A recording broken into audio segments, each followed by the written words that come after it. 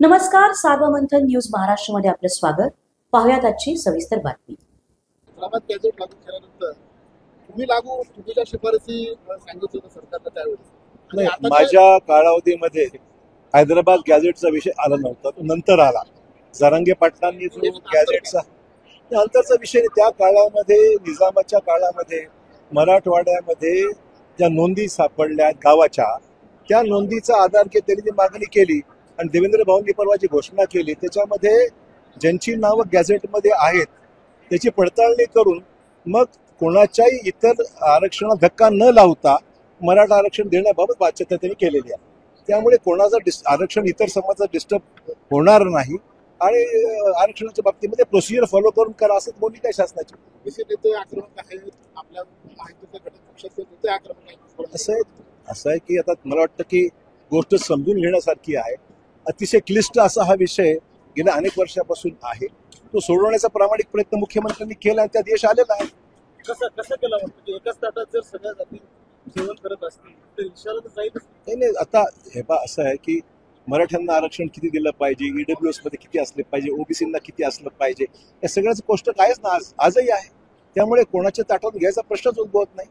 जरांगे पाटलांचं समाधान झाल्याचं वाटतं.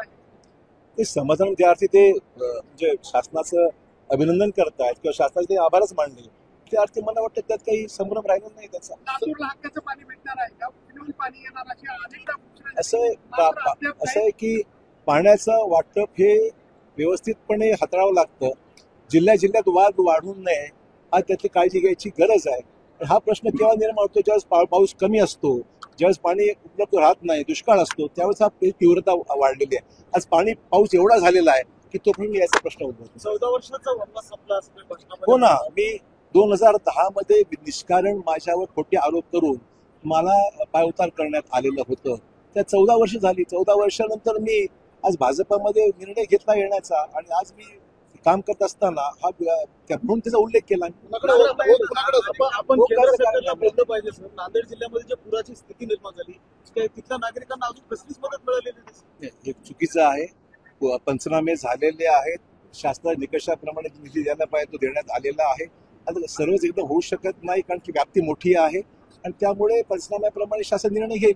राजकीय आयुष्यात उठवण्याचा प्रयत्न केला गेला. निश्चितच म्हणेन ना, मी माझ्या राजकारणातल्या शिखरावर त्यावेळेस होतो 2008 ते 10 कालावधीमध्ये, आणि माझ्या हातून अशी कुठलीही चूक झालेली नव्हती की ज्याचं मला एवढा वनवास भोगावं लागणार. 14 वर्षांतर मी आलं सन्मानाने मला या पक्षात घेतलेला आहे. मला या पक्षामध्ये काम करण्याकरता खासदारकी मला प्रदान करण्यात आलेली आहे.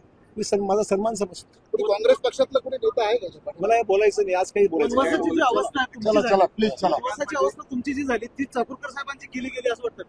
मला काय बोलायचं.